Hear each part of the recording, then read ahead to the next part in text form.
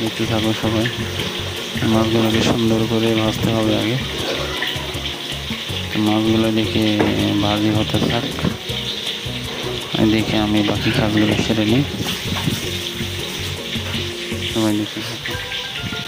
এই যে দেখো, মূলত আকর্ষণীয় যে আইটেমটা, ইউনিক যে আইটেমটা, এটা অলরেডি চলে এসেছে তোমাদের মাঝে। আজকে মূলত রান্না করবো আমি গ্রিন আপেলের তরকারি।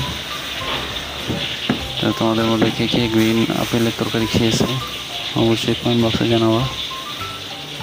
আমি ফার্স্ট টাইম রান্না করতেছি গ্রিন আপেল।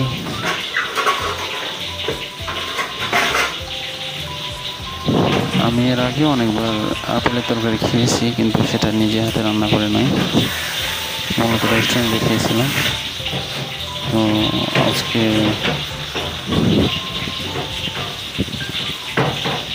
মনে করলাম যে এই রেসিপিটা আমি বাসায় ট্রাই করি আর তোমাদের মাঝে শেয়ার করি।